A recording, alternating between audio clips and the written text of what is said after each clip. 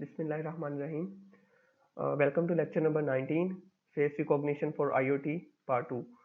इस लेक्चर के अंदर हम देखेंगे कि फेस रिकॉग्निशन किस तरह से काम करती है और रास्पबेरी पाई के ऊपर हम ओपन सीवी जिसका हमने इंट्रोडक्शन देखा था अपने लास्ट लेक्चर में, तो उसको यूज़ करते हुए हम किस तरह से फेस रिकॉग्निशन परफॉर्म कर रहे होंगे और इसके अंदर हम बाकायदा लाइव वीडियो के अंदर फेस रिकॉग्निशन परफॉर्म कर रहे होंगे। तो फेस रिकॉग्निशन की डिटेल्स में जाने से पहले मैं आपको एक गुड न्यूज़ सुना दूं कि हमने अल्हम्दुलिल्लाह अपनी वेबसाइट जो है iotechie.com के नाम से लॉन्च कर दी है। तो पाकिस्तान में जो लोग ये मेरा लेक्चर्स देख रहे हैं और आईओटी के प्रोजेक्ट्स वगैरह करना चाहते हैं, और हमें क्योंकि आईओटी के प्रोजेक्ट्स करने के लिए काफ़ी सारे सेंसर्स और माइक्रो कंट्रोलर बोर्ड्स वगैरह की ज़रूरत पड़ती है, और ऑफ कोर्स के अगर आप किसी बड़े शहर में नहीं हैं तो क्योंकि ये चीज़ें जो है इजीली अवेलेबल भी नहीं है, तो खुद से जाके मार्केट में घूम फिर के फिर लेनी पड़ती हैं और परचेज करने में काफ़ी मसला भी बन सकता है। तो इसलिए हमारे पास यहाँ पे जो है हमने आईओटी की किट्स लॉन्च कर दी हैं। ठीक है, फिलहाल हमारे पास आईओटी स्टार्टर किट अवेलेबल है जो कि सिर्फ 3500 पाकिस्तानी रुपीज़ में अवेलेबल है। सही है, और इसके अंदर 6 इसेंशियल सेंसर्स जो इन्वॉल्व हैं, ठीक है, और कुछ बेसिक एलिमेंट्स वगैरह हैं। मैं इसका थोड़ा सा ओवरव्यू आपको शो कर देता हूँ। अच्छा, इसके अंदर आपको ESP8266 wifi node MCU board, जिसके अंदर हम अपने प्रीवियस लेक्चर्स के अंदर काम भी कर चुके हैं, एक तो ये आपको मिल रहा होगा। उसके अलावा सेंसर्स की बात कर लेते हैं। DHT11 temperature and humidity sensor जो है ब्रेकआउट बोर्ड जो है वो मिल रहा होगा, और LDR सेंसर ये भी ब्रेकआउट बोर्ड में है। इनके ब्रेकआउट हम उसको कहते हैं जो मॉड्यूल सर्किट के ऊपर माउंट हुआ होता है और आप डायरेक्टली उसमें वायर्स को प्लग इन करते हो और अपने माइक्रो कंट्रोलर बोर्ड में प्लग इन करके उसको प्रोग्राम कर लेते हो। ठीक है, इनके DHT11 सेंसर है, LDR सेंसर है जो कि लाइट को सेंस करने के लिए इस्तेमाल होते हैं, MQ गैस और स्मोक सेंसर है, PIR मोशन सेंसर है, सॉइल मॉइस्चर सेंसर कैपेसिटिव इसमें आपको मिल रहा होगा, अल्ट्रासोनिक सेंसर है।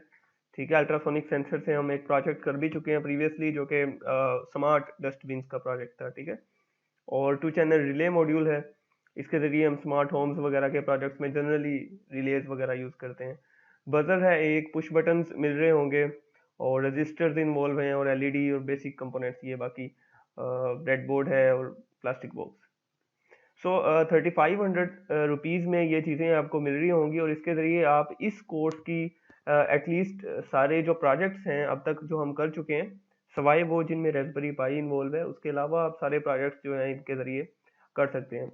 और हमने इस साइट पे काफ़ी सारे ट्यूटोरियल्स भी लॉन्च करने की जो है ना आगाज़ कर दी है, और इसके अलावा आपको यहाँ पे लर्निंग मटेरियल कुछ मिल रहा होगा, नज़र आ रहा होगा, आप ये पोस्ट भी रीड कर सकते हैं, कॉन्टैक्ट भी मुझसे कर सकते हैं। यहाँ पे आपको बॉटम राइट पे यहाँ पे कॉन्टैक्ट अस का बार नज़र आ रहा होगा, तो यहाँ से आप व्हाट्सएप या मैसेंजर के ज़रिए कॉन्टैक्ट कर सकते हैं।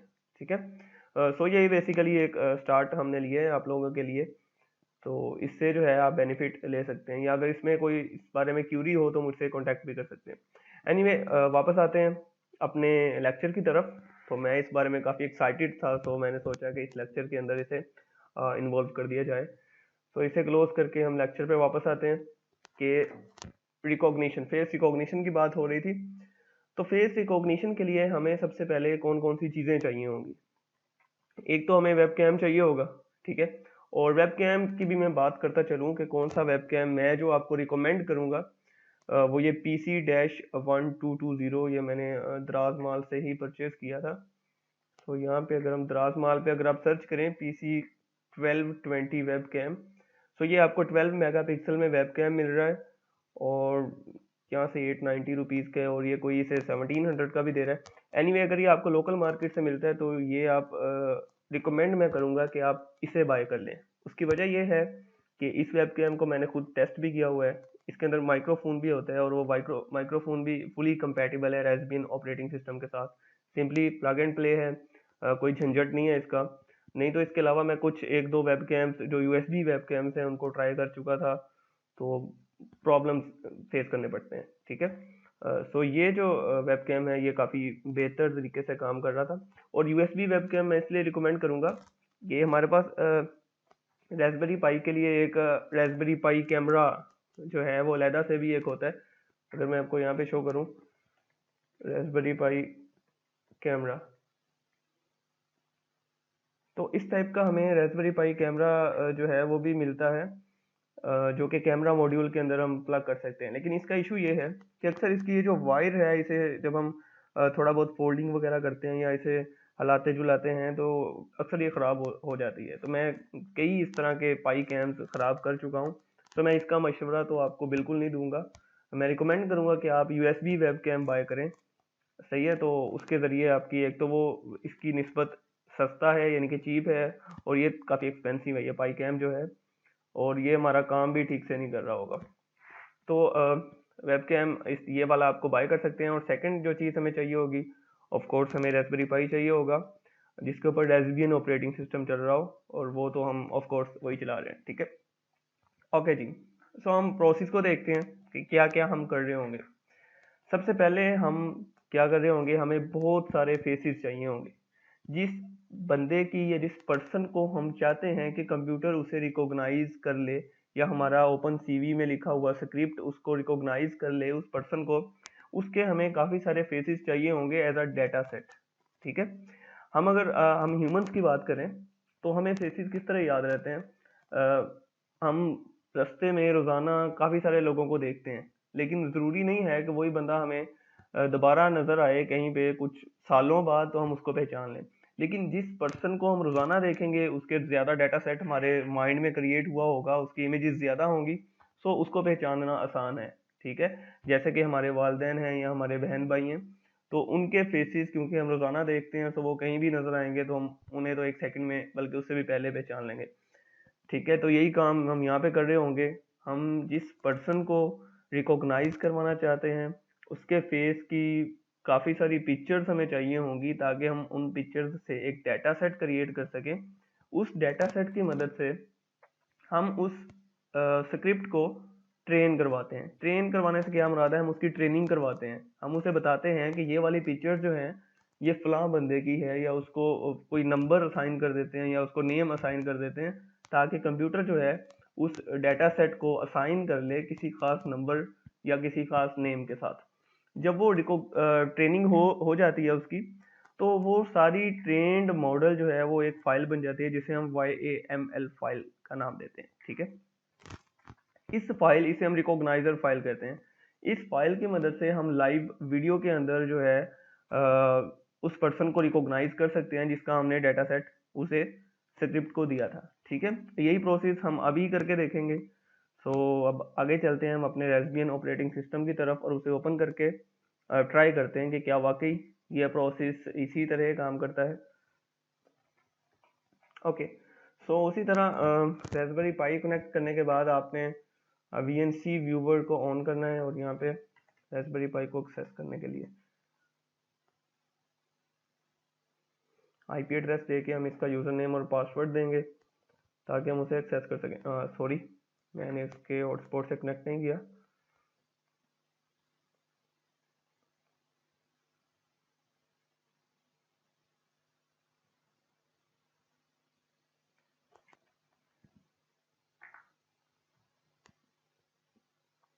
ओके ओके, सो हमने रेस्पबेरी पाई को एक्सेस कर लिया है। अब सबसे पहला काम जो आपने ये करना है कि आप यहाँ से फाइल मैनेजर को ओपन करेंगे, और यहाँ पे जो वर्किंग फाइल यहाँ पे मैंने बना के रखी हुई है पहले से, क्योंकि आप ये मॉडिफाइड फाइल जो मैंने आपको प्रोवाइड की थी वही आप डाउनलोड करके उसी रेस्बियन ऑपरेटिंग सिस्टम को यूज़ कर रहे होंगे। तो ये फाइल आपको यहाँ पे /home/पाई की डायरेक्टरी के अंदर नज़र आ जाएगी। part1 _home sec _ updated, इस टाइप का इसका नाम होगा। सो इसके अंदर बेसिकली फेस रिकॉग्निशन का सारा प्रोजेक्ट एक मैंने बना के रखा हुआ है, और ये मैंने फाइल इसीलिए क्रिएट की थी ताकि जो है आप लोगों को आसानी हो सके, क्योंकि बिगनर्स हैं आप। और जब मुझे फेस रिकॉग्निशन से मैंने स्टार्ट लिया था तो काफ़ी सारे प्रॉब्लम्स फेस करने पड़ते हैं हमें ओपन सीवी को इंस्टॉलेशन करते हुए, और उसके अलावा कैमरा को सेट करते हुए कई बार कैमरा डिटेक्ट नहीं हो रहा होता, और कई बार लॉट ऑफ इश्यूज यानी कि राइज होते हैं। तो मैंने इसी मकसद से जो है इसकी फ़ाइल क्रिएट की, और फिर बाद में ये जो फाइल इसके अंदर वर्किंग फाइल इसमें पड़ी है। सो अगर आप कोई प्रोजेक्ट इसी टाइप का मिलता जुलता प्रोजेक्ट करना चाहते हैं तो सिंपली आप इसी फाइल को वैसे ही मेमोरी कार्ड पे अपलोड करें, मेमोरी कार्ड उसी रास्पबेरी पाई या किसी भी रास्पबेरी पाई के अंदर प्लग इन करके सिंपली ये फाइल रन करके आप सारा प्रोजेक्ट जो है वो कर सकते हैं। सो मैं ये प्रोजेक्ट आपको एक्सप्लेन कर देता हूँ कि ये प्रोजेक्ट क्या था और किस तरह से जो है इसमें काम हो रहा था। अच्छा, सो ये प्रोजेक्ट इस तरह था कि ये एक पर्सन का हम डाटा सेट क्रिएट करते हैं, जैसे मैंने आपको पहले बताया है, एक्सप्लेन कर चुका हूँ कि इसके जरिए हम पहले एक पर्सन का डेटाबेस क्रिएट कर रहे होते हैं। सही है। अब वो पर्सन कौन हो सकता है? वो एक घर का ओनर हो सकता है, वो घर का कोई भी फर्द हो सकता है। ये बेसिकली एक होम सिक्योरिटी का प्रोजेक्ट था। ठीक है। अब होता क्या है, उसका फेस लेके डाटा सेट क्रिएट कर लिया। लेट्स से वो घर से बाहर चला गया, हमने जो है कैमरा माउंट किया हुआ है घर के दरवाजे के ऊपर और उसको कनेक्ट किया हुआ है दरवाजे के कंट्रोल के साथ। ठीक है। तो जैसे ही वो पर्सन बाहर से आता है, कैमरा क्या करता है, उसको रिकॉग्नाइज करता है। अगर तो पर्सन रिकॉग्नाइज हो जाता है तो नीचे सर्वो मोटर लगी हुई है। सर्वो मोटर क्या करती है, वो दरवाजे को घुमा देती है और दरवाजा ओपन हो जाता है। इसके साथ साथ सेकंड काम ये होता है कि जैसे ही डोर ओपन होता है, एक मैसेज जो है वो एक नंबर पे चला जाता है, जो नंबर हमने यहाँ पे दिया होता है कि पर्सन ऑथेंटिकेटेड। ठीक है।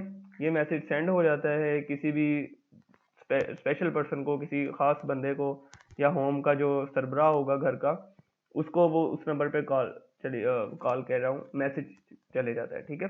जैसा कि यहाँ पे मैं उस इस मैसेज सेंडिंग सर्विस जो हम यहाँ पे यूज कर रहे थे वो नेक्समो यूज कर रहे थे। ठीक है। जैसा कि ये नेक्समो का कोड आपको यहाँ पे लिखा नजर आ रहा होगा। अगर आप इसको थोड़ा सा नीचे लेके आए, इसको थोड़ा सा नीचे स्क्रॉल डाउन करें, तो यहाँ पे आपको नेक्समो का कोड सारा लिखा नजर आ रहा होगा। ठीक है। अब इसको स्टार्ट करने से पहले मैं नेक्समो की बात क्यों कर रहा हूँ, क्योंकि हमें यहाँ पे नेक्समो नहीं चाहिए होगा। हमें नेक्समो क्यों नहीं चाहिए? क्योंकि मैं फिलहाल जो है वाईफाई के साथ इसको कनेक्ट नहीं कर सकता अपने रास्पबेरी ऑपरेटिंग सिस्टम को। इसके ऊपर हॉटस्पॉट बना हुआ है और वो हॉटस्पॉट मैंने ऑफ कोर्स आप लोगों की आसानी के लिए क्रिएट किया था। ठीक है।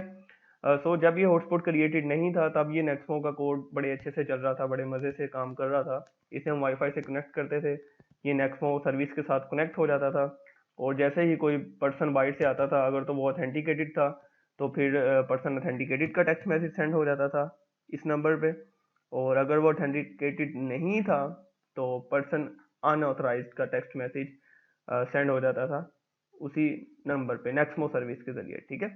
अब क्योंकि हॉटस्पॉट का केस है, तो मैं सपोज कर रहा हूँ कि आप लोग भी मेरी तरह वाईफाई पे ही डिपेंडेंट हैं और इथरनेट केबल अवेलेबल नहीं है या इथरनेट इंटरनेट अवेलेबल नहीं है, तो फिर आप जो है इस नेक्समो कोड को कमेंट आउट कर देंगे। ठीक है। तो यहाँ से लेकर सिंपली आपने इस कोड को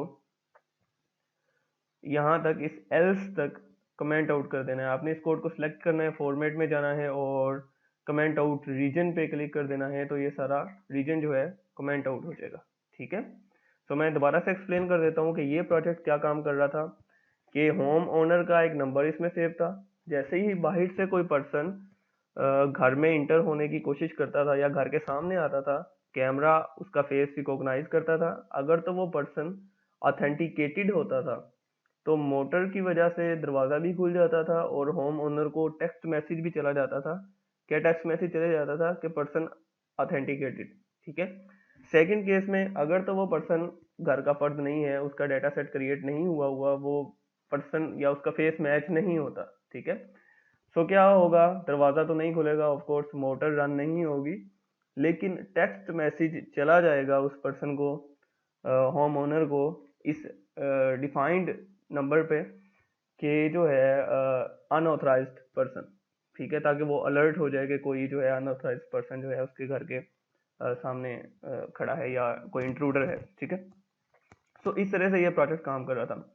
अच्छा, मजे की बात यह है कि यहाँ पे जो है आप इस इफ को अनकमेंट करके यहाँ पे आप अपनी मर्जी का कोड लिख सकते हो, जो काम आप इससे करवाना चाहते हो। कोई भी IoT बेस्ड काम आप करवा सकते हो। मैं यहाँ से मैसेज सेंड करवा रहा था, तो आप ईमेल भी सेंड करवा सकते हो, आप इससे कोई मोटर कंट्रोल करवा सकते हो, आप इससे कोई और इफेक्टर वगैरह, कोई रिले कंट्रोल करवा सकते हो। ठीक है। इट्स अप टू यू, ये आप पे डिपेंड करता है कि आप इसके जरिए क्या करना चाहते हो। अब मैं, क्योंकि ये basically face recognition based lecture है, सो मैं आपको यहाँ पे फेस रिकॉग्निशन इसकी वर्किंग दिखाऊंगा। हम यहाँ पे पहले डाटा सेट से शुरू होंगे और फिर इसकी रिकॉग्निशन तक को टेस्ट करेंगे, ठीक है। और यहाँ पे मैं आपको बताता हूँ कि सबसे पहले जब आपने इसको स्टार्ट करना है तो इसके 3 मोड्स यहाँ पे क्रिएट हुए हैं। एक है इसका स्टार्ट मोड जो कि डैश एस पैरामीटर से एक्टिव होता है। ये स्टार्ट मोड तब है कि जब आपने डाटा सेट क्रिएट कर लिया, मॉडल ट्रेन कर लिया, अब आपने उसको स्टार्ट मोड में ला के छोड़ दिया, कैमरे को वहाँ पे माउंट कर दिया दरवाजे के ऊपर, अब वो स्टार्ट मोड में है, ठीक है। ये स्टार्ट मोड उसके लिए है कि इसकी डिस्क्रिप्शन भी मैंने लिखी हुई है, स्टार्ट होम सिक्योरिटी कैमरा। और इसके अलावा मैंने ये सारा कोड जो है कमेंट किया हुआ है, हर हर जगह पे इस पे कमेंट पुट किया हुआ है ताकि आपको समझने में आसानी हो सके, ठीक है। अच्छा जी, स्टार्ट मोड तो मैं बता चुका हूँ कि नॉर्मल हालत में जो कैमरा सिक्योरिटी का काम कर रहा है वो स्टार्ट मोड में होगा, ठीक है। अगर आप चाहते हो कि आपने नया डाटा सेट क्रिएट करना है या आपने शुरू से स्टार्ट लेना है तो आप उसको डाटा सेट मोड में पुट करते हो, ठीक है। डाटा सेट मोड में वो क्या करता है, कैमरा ऑन हो जाता है और वो एक्सपेक्ट कर रहा होता है कि उसके सामने कोई फेस आए, ठीक है। वो फेस लेके ये कैमरा इस स्क्रिप्ट, यानी कि ये स्क्रिप्ट जो है, जो कोड आपको नजर आ रहा है, ये उसके 100 सैंपल्स उस पर्सन के लेके सेव कर लेगा, ठीक है। 100 सैंपल्स मैंने यहाँ पे डिफाइन किए हुए हैं, आप यहाँ पे उसे चेंज भी कर सकते हो, उससे ज़्यादा सैंपल ले सकते हो। अच्छा, ये सारा स्टार्ट का ब्लॉक है। आप simply data set creator block पे अगर जाओ, डाटा सेट क्रिएटर ब्लॉक पे, तो यहाँ पे मैंने इसके 100 सैंपल्स डिफाइन किए हुए हैं। Okay, if sample num is greater than 100, ठीक है। आप 200 सैंपल्स भी ले सकते हो, आप 300 सैंपल्स भी ले सकते हो, आप ओनली 50 सैंपल्स भी ले सकते हो। ये 100 सैंपल्स लेके, यानी कि 100 पिक्चर्स उसकी लेके, ये जो डाटा सेट मोड है उसको सेव कर देता है डाटा सेट नाम की डायरेक्टरी में या फोल्डर में, ठीक है। अगर तो फोल्डर नहीं बना होगा तो ये क्रिएट कर देगा, और अगर ऑलरेडी बना हुआ है तो उसके अंदर ये इमेजेस सेव करना शुरू कर देगा। ये डाटा सेट फोल्डर यहाँ पे पहले से बना हुआ है क्योंकि मैं पहले भी डाटा सेट क्रिएट करता रहा हूँ। मैं इसको अब रन करके आपको शो करता हूँ कि हम डाटा सेट कैसे क्रिएट करते हैं, ठीक है।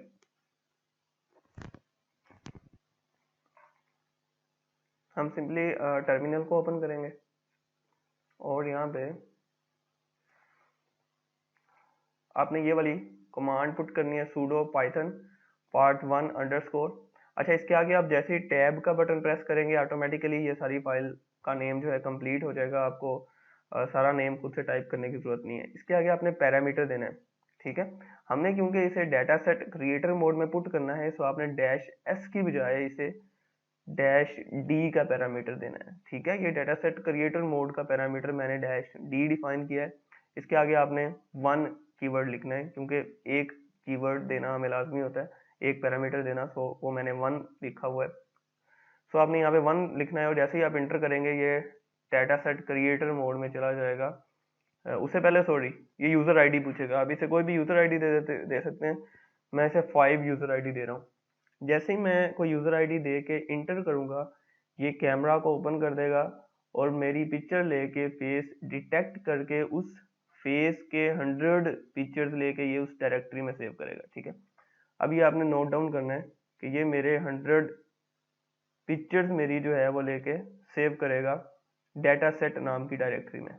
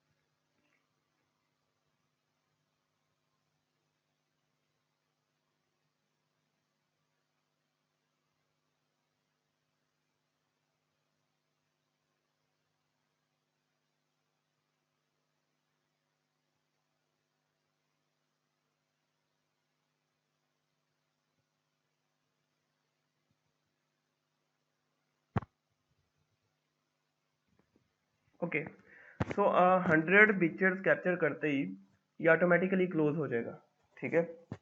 और मैं जो है डाटा सेट फोल्डर के अंदर जाके देख भी सकता हूँ कि क्या वाकई इसने पिक्चर्स जो हैं डाटा सेट की डायरेक्टरी में सेव की हैं या नहीं। और पिक्चर्स जो इसने सेव की होंगी वो आईडी नंबर 5 से शुरू हो रही होंगी, ठीक है। जो मैंने यहाँ पे आईडी नंबर दिया है उसी से वो 100 पिक्चर्स शुरू हो रही होंगी। मैं आपको अभी शो करवाता हूँ। यहाँ पे यूज़र जो है ये जो सेव करता है, मैंने इसकी जो यूज़र 5 डॉट समथिंग, इस तरह से ये पिक्चर्स क्रिएट हो रही होंगी। मैं आपको यहाँ से कोई पिक्चर ओपन करके शो करवाता हूँ कि जो है पिक्चर 5.8 लेट्स से, ठीक है। सो ये सारी पिक्चर्स उसने अभी जो मेरी कैप्चर की हैं, सिर्फ फेस उसने क्रॉप करके इन्हें कैप्चर कर लिया है, ठीक है। और इन्हें ये पिक्चर्स आपको नज़र भी आ रहा होगा कि ये सारी ग्रे स्केल पिक्चर्स हैं। ये मैंने लास्ट वीडियो में भी एक्सप्लेन किया था कि हम जो है फेस रिकॉग्निशन बेसिकली, क्योंकि रिकॉग्निशन एक काफ़ी हैवी काम है और रेस्पबेरी पाई जैसे जो है कम मेमोरी वाले सीपीयू के लिए ये ऑफ कोर्स एक दफ़ा जो है ना उसे थोड़ा सा वर्क जो है काफ़ी हैवी है। सो ग्रे स्केल पिक्चर पे हमें रिकॉग्निशन करना इजी होता है और जो रिकॉग्नाइजर हम यूज़ कर रहे होंगे वो काम भी ग्रे स्केल पिक्चर्स पे ही करता है, ठीक है। ओपन सीवी के अंदर फेस रिकॉग्नाइज करने के लिए कुछ रिकॉग्नाइजर्स मौजूद हैं, ठीक है। वो रिकॉग्नाइजर्स कुछ ऐसे सेट ऑफ सॉफ्टवेयर होते हैं जिनके अंदर ऐसे एल्गोरिदम्स होते हैं जिनके अंदर हमें फेस को रिकॉग्नाइज करने के लिए नेसेसरी जो उसके अंदर फीचर्स हैं वो मौजूद होते हैं, ठीक है। सो हमारे पास दो तीन तरह के रिकॉग्नाइजर्स मौजूद हैं। एक उनमें से LBPH है जिसे हम लोकल बाइनरी पैटर्न्स हिस्टोग्राम कहते हैं। इसी तरह आइगन फेसिस एक रिकॉग्नाइजर है, फिशर फेसिस रिकॉग्नाइजर है। तो हम यहाँ पे जो है LBPH रिकॉग्नाइजर को यूज़ कर रहे होंगे। अगर मैं वापस स्क्रिप्ट की तरफ आऊँ तो आप जो है यहाँ पे ट्रेनिंग के ब्लॉक में जब आएंगे, अच्छा हम डाटा सेट क्रिएट करने के बाद हमेशा इसकी ट्रेनिंग करवाएंगे, सही है। तो अब नेक्स्ट काम जो हमने करना है वो इसकी ट्रेनिंग का है, सही है। तो मैं ट्रेनिंग ब्लॉक में आपको एक्सप्लेन कर देता हूँ कि ट्रेनिंग ब्लॉक बेसिकली जो है एक YAML फाइल क्रिएट कर रहा होगा। तो ये डायरेक्टरी क्रिएशन का सारा ब्लॉक है। मैं अगर नीचे आ जाऊँ यहाँ पे,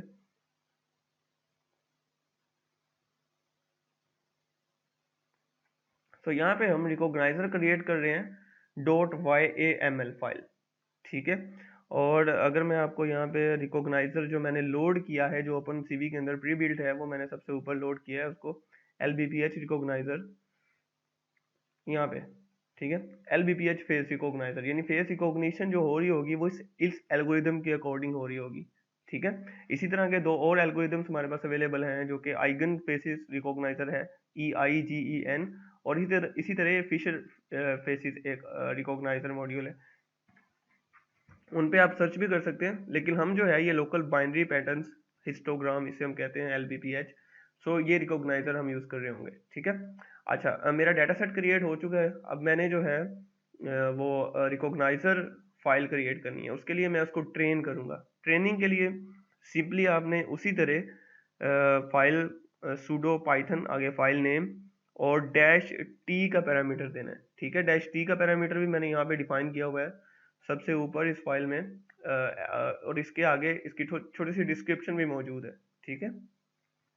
सो हम -t स्पेस 1 देके जैसे इंटर करेंगे ये डाटा मॉड्यूल जो है सॉरी स्क्रिप्ट जो है हमारा ये उसको ट्रेन करना शुरू हो जाएगा, ठीक है। इसकी कंप्लीट ट्रेनिंग के बाद यानी कि जितनी इमेजेस भी डाटा सेट फोल्डर के अंदर पड़ी होंगी उनकी बेस पे ये उस मॉडल को ट्रेन करेगा और उसकी एक फाइल बना के .YAML फाइल बना के रिकॉग्नाइजर नाम की डायरेक्टरी में सेव कर देगा, ठीक है। यहाँ पे ऊपर अपर लेफ्ट कॉर्नर के अंदर आपको ट्रेनिंग के नाम से एक छोटा सा बॉक्स भी नजर आ रहा होगा जिसके अंदर वो सारी पिक्चर्स बारी बारी लोड हो रही हैं जो कि डाटा सेट के फोल्डर में मौजूद थी। ओके, सो ऑटोमेटिकली जब वो सारी फीचर्स उसने ट्रेन कर ली हैं तो ऑटोमेटिकली वो क्लोज हो गया है और हम जो है उस डायरेक्टरी जो मैंने रिकॉग्नाइजर के लिए क्रिएट किया उसके अंदर जाके YAML फाइल को वेरीफाई भी कर सकते हैं कि क्या वाकई फाइल वहाँ पे मौजूद है कि नहीं मौजूद। सो ये डाटा सेट फाइल थी, ये रिकॉग्नाइजर की डायरेक्टरी है, इसके अंदर जाते हैं और ये हमारे पास ट्रेन डाटा .YAML के नाम से एक फाइल रिकॉग्नाइजर फाइल क्रिएट हो रही है, ठीक है। इस फाइल की बेस पे हमारा सॉफ्टवेयर जो है वो डिसाइड करता है कि सामने आने वाला फेस जो है वो डाटा सेट में मौजूद किसी पिक्चर से मैच करता है कि नहीं मैच करता, सही है। और इसकी एक मज़े की बात यह है इस स्क्रिप्ट की कि ओपन सीवी बेसिकली एक इतना ज़्यादा हमारे पास एफिशिएंट मॉड्यूल नहीं है, सही है। इसे एफिशिएंट बनाने के लिए मैंने क्या किया है, इसके अंदर एक कॉन्फिडेंस मेथड ऐड किया है। तो मैं आपको यहाँ पे शो भी करवा दूँ। सो यहाँ पे हम बेसिकली इसका कॉन्फिडेंस फाइंड आउट कर रहे हैं, ठीक है, कि कितने परसेंट फेस मैच हुआ है, सही है। तो ये ज़्यादा बेटर है कि बजाय इसके कि हम जो है फेक फेसेस हमारे पास डिटेक्ट हो रहे हो, क्योंकि कई बार ऐसे होता है कि लेट्स से आपने अपना फेस उसे दिया हुआ है ऑथेंटिकेशन के लिए, लेकिन आपके भाई का फेस सामने आ रहा है तो वो उसे भी आप ही समझ लेता है, सही है। सो इस चीज़ को हैंडल करने के लिए मैंने यहाँ पे कॉन्फिडेंस लेवल जो है वो स्पेसिफाई किया है, ठीक है। और यहाँ पे मैं ऑफ कोर्स इसी चीज़ पे कंडीशन लगा रहा था कि अगर कॉन्फिडेंस लेवल जो है उसका ग्रेटर देन 75 है तभी वो एक कोई स्पेसिफिक काम करे, अगर तो उससे कम है इट मीन्स कि वो फेस जो है तो वो इतना नहीं है कि उसे जो है ऑथेंटिकेट किया जाए, ठीक है। अब इसको हम जो है रन करते हैं, इसको स्टार्ट मोड में रन करते हैं, देखते हैं ये मुझे एज एन ID5 डिटेक्ट करता है कि नहीं करता। वैसे तो इसके अंदर मौजूद ID1 और ID2 समथिंग वो भी मेरी ही फीचर्स हैं, फिर भी मैं आपको इसकी वर्किंग जो है वो चेक करवा देता हूँ। ओके, सो उसके लिए आपने सिंपली उसी तरह sudo python फाइल नेम और अब आपने इसे स्टार्ट मोड में ले जाना है, ठीक है, -S1। जब हम इसे प्रोटोटाइप लेवल पे हमने इसे इम्प्लीमेंट किया एक घर के दरवाजे पे, तो हमने सिंपली इसे स्टार्ट मोड में लाकर छोड़ दिया, ठीक है। ये अब अगर हम देखें सिनेरियो में तो ये 24 घंटे स्टार्ट मोड में रहेगा और देखता रहेगा कि कौन सा पर्सन इसके सामने आ रहा है। ओके जी, स्टार्ट मोड में लाकर हम इसे देखते हैं कि ये मुझे जो है रिकॉग्नाइज करता है कि नहीं करता।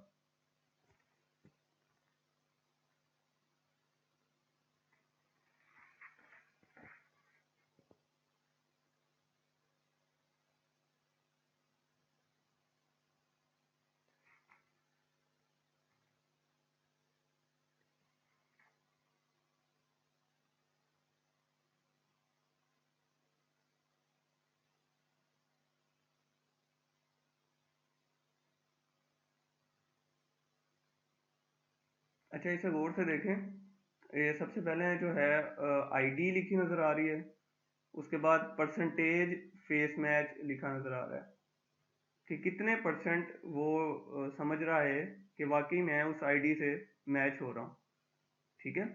सो ये काफ़ी अच्छा मैच है, तो इसीलिए 93% मैच आ रहा है। अगर मैं लेट्स से कोई अपनी पिक्चर जो है इसे शो करवाता हूँ, तो मुझे कोई मोबाइल से मैं अपनी पिक्चर अगर फाइंड आउट करूँ तो देखते हैं इस पे जो है पिक्चर पे ये कितने परसेंट फेस जो है वो फेस मैच शो करता है। मैं इसके सामने पिक्चर एक लेके आता हूँ।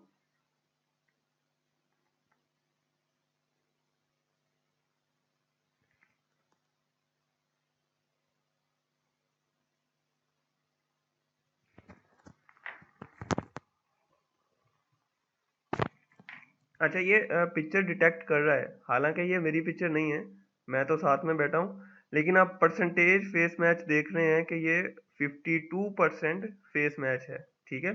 सो इस परसेंटेज के मेथड से आप फॉल्स पॉजिटिव्स को इस तरह से कम कर सकते हैं, ठीक है, बात समझ आ रही है। सो इस तरह से जो है ये जो ओपन सीवी है इसके अंदर फॉल्स पॉजिटिव्स काफ़ी मौजूद होते हैं।